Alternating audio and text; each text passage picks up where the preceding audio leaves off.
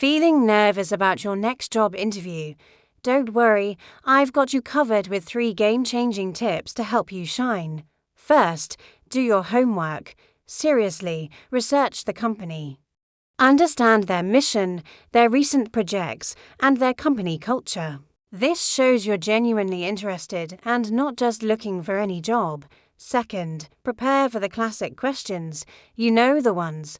Tell me about yourself. What are your weaknesses? Practice your answers out loud. It helps you sound confident and clear. Not like you're reading from a script. Finally, prepare your own questions to ask them. This is crucial. It shows you're engaged and thinking about your future with the company. Ask about team dynamics or opportunities for growth. Follow these tips, and you'll walk into that interview feeling prepared and confident. You've got this. For more career advice, make sure to subscribe. Hello, everyone, and welcome to English Pod. My name is Marco. My name is Catherine, and today we've got part 3 of an exciting series we've got for you at the elementary level. That's right. As you may remember, this is a series that we're studying all about a job interview. So in the first part, we just talked about the introduction. The second part was talking about your personal background.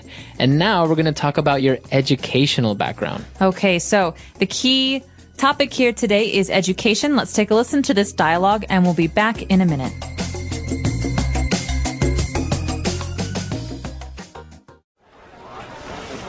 Now, if I look here, I see that you completed a BA in English. Yes, that's right. After graduating from high school in New York, I attended York University in the UK. My major was English, and my minor was business. I completed my BA in 2004. Yes, I'm pleased to see that you also got a distinction. Yes, that's right. I've always enjoyed studying. My friends say I'm a bit of a bookworm, but my father always pushed us to succeed at school. Well, it looks like his encouragement paid off, Rebecca. So how about extracurricular activities at university? Well, I've always been keen on writing, so I became the editor for the university student newspaper, which I really loved. Also, I volunteered for a group called Shelter to help the homeless in New York. What did that involve? Providing warm meals and shelter, especially in the winter months. I found it really fulfilling to be part of that group. I'm sure. Okay, now let's move on to your work experience, shall we? Yeah, okay. Okay.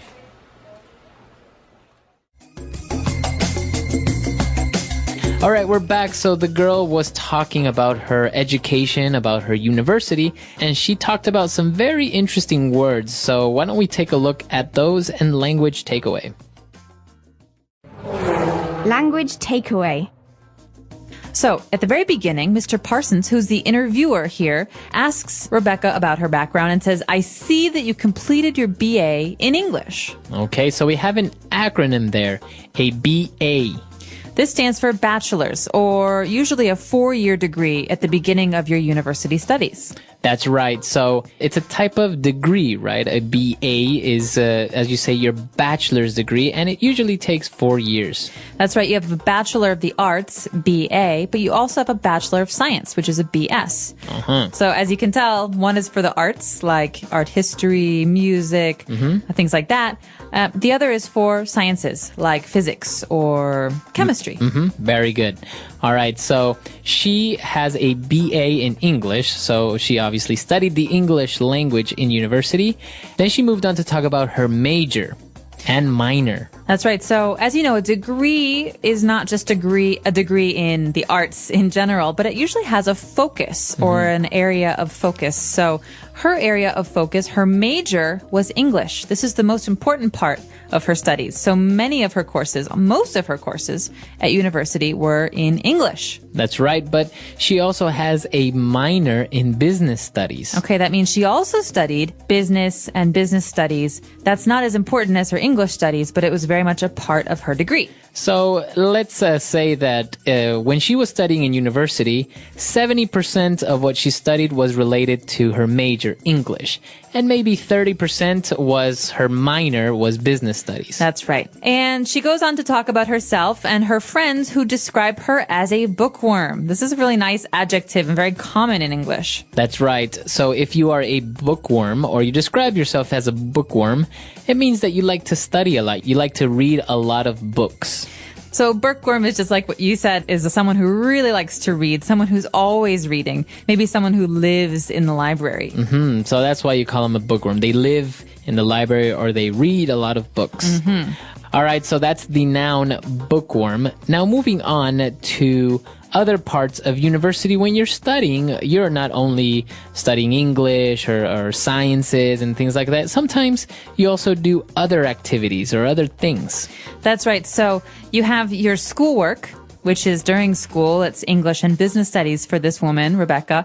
But you also have what you do outside of school. This is called extracurricular activities. So that's a long word, extracurricular. That's right. So extracurricular means it's not in the curriculum, right? That's right. It's outside of school. So it's not really like a specific subject or something that's related to your studies. If you don't do extracurricular activities, it's okay, right? That's right. A lot of people don't do any extracurricular activities, but many people do. For example, writing for the school newspaper or playing soccer. Exactly. So those are extracurricular activities. Anything that you want to do in university apart from studying, playing soccer, writing, etc. And it's not just university. You can do these in high school as well. Okay, very good. So those are the words that we have picked out for you today. I think they're very specific to education. And I think we should go back, listen to the dialogue again, and we'll be back in a bit with Fluency Builder. Now, if I look here, I see that you completed a BA in English. Yes, that's right. After graduating from high school in New York, I attended York University in the UK. My major was English and my minor was business. I completed my BA in 2004. Yes, I'm pleased to see that you also got a distinction. Yes, that's right. I've always enjoyed studying. My friends say I'm a bit of a bookworm, but my father always pushed us to succeed at school. Well, it looks like his encouragement paid off, Rebecca. So how about extracurricular activities at university? Well, I've always been keen on writing, so I became the editor for the university student newspaper, which I really loved. Also, I volunteered for a group called Shelter to help the homeless in New York. What did that involve?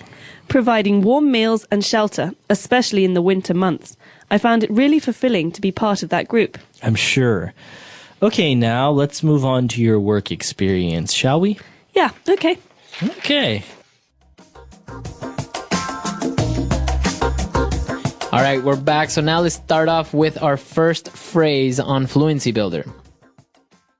Fluency Builder. So Rebecca's talking about her father and her friends, and she says she's a bookworm, but her father always pushed us, that means her and her family members, her siblings, to succeed. And this verb, to push us, to push someone, is very important because it's not the same as like to push a door. Right. So it's not physically that you're pushing somebody. It's actually to motivate somebody or to inspire someone to become better at something. That's right. So to push someone is to encourage them to do something bad. It's not always a good thing. So right. She was always pushing me to do what she wanted to do, not what I wanted to do. That means someone's always trying to influence you or to get you to do something. Exactly. So as you say, to push someone is to influence them, to motivate them, to encourage them to do something good or bad.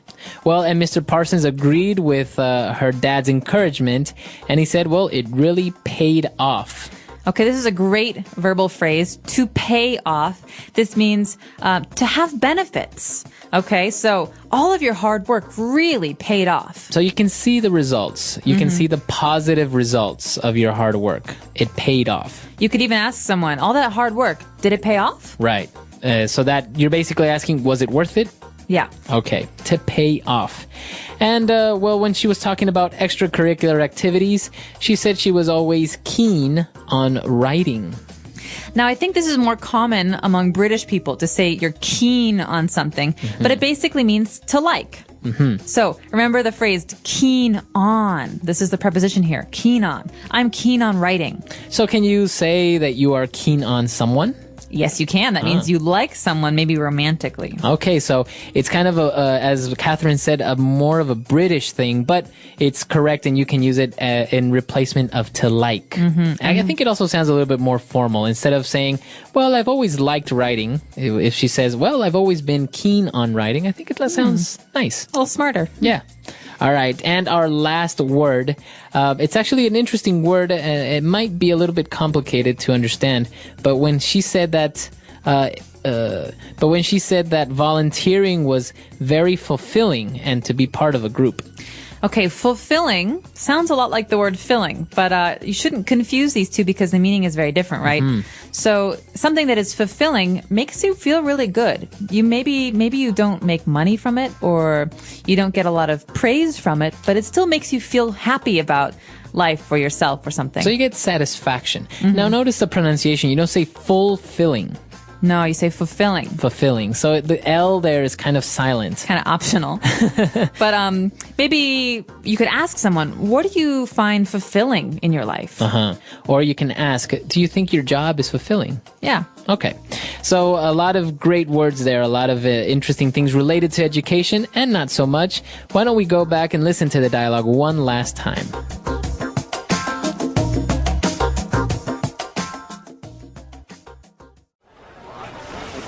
Now, if I look here, I see that you completed a BA in English. Yes, that's right. After graduating from high school in New York, I attended York University in the UK. My major was English and my minor was business. I completed my BA in 2004. Yes, I'm pleased to see that you also got a distinction. Yes, that's right. I've always enjoyed studying. My friends say I'm a bit of a bookworm, but my father always pushed us to succeed at school. Well, it looks like his encouragement paid off, Rebecca. So how about extracurricular activities at university? Well, I've always been keen on writing, so I became the editor for the university student newspaper, which I really loved. Also, I volunteered for a group called Shelter to help the homeless in New York. What did that involve? Providing warm meals and shelter, especially in the winter months. I found it really fulfilling to be part of that group. I'm sure. Okay, now let's move on to your work experience, shall we? Yeah, okay. Okay.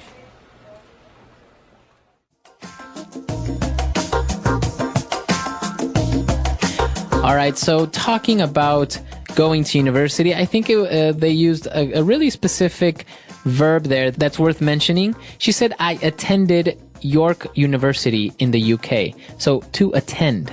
That's right. So you can say I studied at York University, but the more formal way of saying that I was a student at York University is to say I attended that school. So to attend means to be a student at that place. Okay. And what about you, Catherine? Did you participate in any extracurricular activities back in college? I did. I participated in a lot of extracurricular activities. I was in the orchestra at my university, and I played in a lot of musical groups. I also was in a discussion group for politics. Oh, wow. And the India-Pakistan dialogue group. And I was in a number of different film clubs. So we would talk about film. And I even helped out at the TV station for my university. Oh, wow. The university had a TV station. Yeah. So all of it was student directed. So basically the students controlled the TV station. That's really interesting. I think these types of extracurricular activities are, as many as these, are maybe not as common in other places, or maybe they're a little bit different. I know, for example, in the U.S. you have all these political ones and a lot of sports and things like that, but you also have very strange far ones like I don't know, like there's a cooking club, and there's even like a gardening club. I've heard astronomy club. There's all types of extracurricular activities.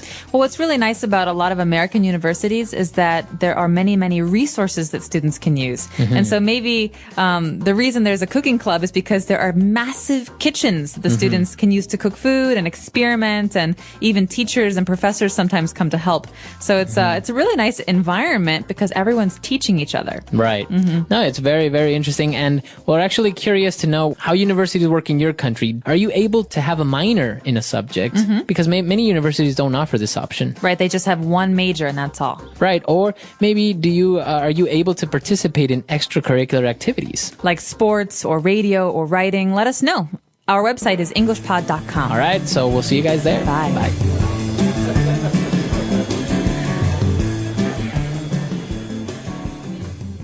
An interview is a chance to show your skills and explain why you are right for the job. You should speak clearly and confidently. Practice common questions before the interview. Good preparation helps you feel relaxed and ready to answer well. Before going to an interview, research the company. Learn about their products, goals, and values. This shows you are serious and interested. When you know the company well, you can give stronger answers and connect your skills to their needs. Dress professionally because first impressions matter. Clean and simple clothes help you look responsible. Employers often notice how you present yourself. When you dress well, you feel more confident and comfortable during the interview. Arrive on time or a little early. Being on time shows respect and responsibility. If you are late, the interviewer may think you are not serious. Plan your route before the interview so you know exactly how long it will take to get there. During the interview, listen carefully to each question. Do not rush to answer. Understanding the question helps you give a correct and clear response. If you do not understand something, politely ask for more explanation. Use simple and positive language. Speak about your strengths and give examples of times you solved problems or worked well with others. Employers like to hear real stories because they show your experience and abilities. Body language is very important. Sit up straight, smile, and keep good eye contact. These small actions show confidence and interest. Avoid crossing your arms or looking down too much because it may look like you are nervous or not interested. When the interviewer asks about weaknesses, choose something small and explain how you are improving. Do not say you have no weaknesses. Employers want honest people who can learn and grow. Showing self-awareness makes a strong impression. At the end of the interview, ask a few questions. This shows you care about the job and want to understand it better. You can ask about the team, the work schedule, or training opportunities. Good questions make you look professional. The English Pod Audio Review. Listen to the meaning, then say the vocabulary word. Bachelor of Arts. BA. The main subject studied in a college. Major. A second subject studied in college. Minor. Excellence. Distinction. A person who likes reading and studying. Bookworm. To affect positively. Pay off. Extra activities. Extracurricular. Willing or eager to do something. Keen on. Want to do something without being forced or pay. Volunteer. Contain. Involve. Full of happiness and satisfaction. Fulfilling. To encourage or persuade someone to do something. Push. Let's try that faster. Willing or eager to do something. Keen on. Want to do something without being forced or pay. Volunteer. A second subject studied in college. Minor. Full of happiness and satisfaction. Fulfilling. Extra activities. Extracurricular. To affect positively. Pay off. Bachelor of Arts.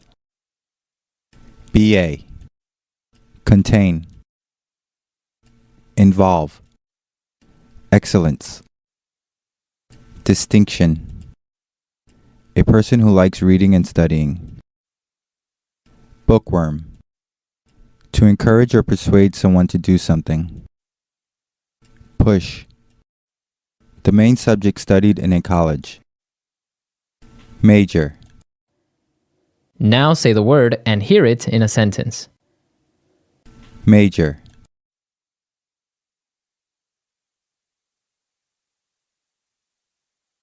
You're almost finished with your first year of college. Have you decided on a major yet? Major.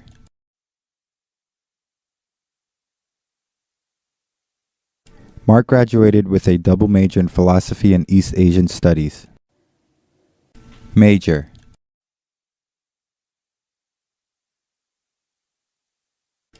I attended the University of Washington where I majored in economics. Distinction.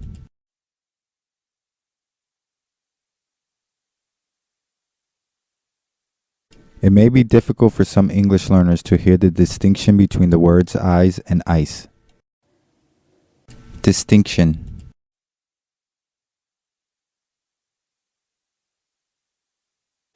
Only the best of the best students at British universities receive distinction.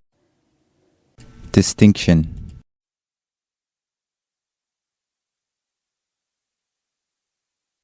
And Bo Shishun had the distinction of being the tallest man in the world. Keen on. I think Tom is keen on Sherry. He's always flirting with her. Keen on. I'd rather not go to McDonald's for lunch. I'm not keen on fast food. Keen on.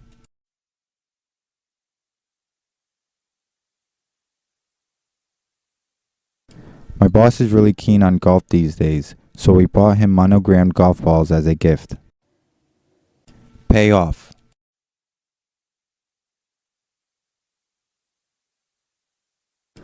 All that studying really paid off. I got 100% on my final exam. Pay off.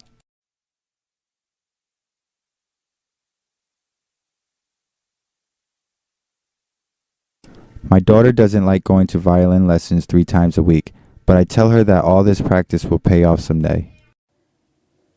Pay off.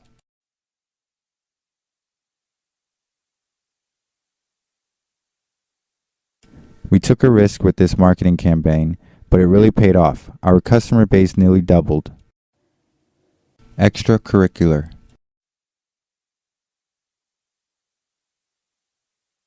What extracurricular activities did you participate in while you were in college? Extracurricular.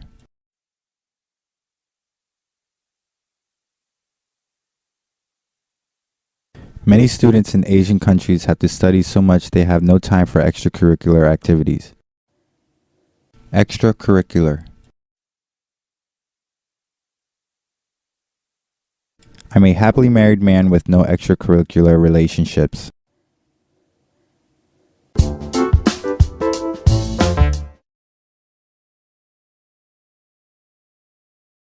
Subscribe to our channel to learn English in simple, clear, and interesting ways. We share useful lessons, easy stories, and helpful tips to improve your speaking, listening, reading, and writing skills. Join us today and keep learning every day. Subscribe now.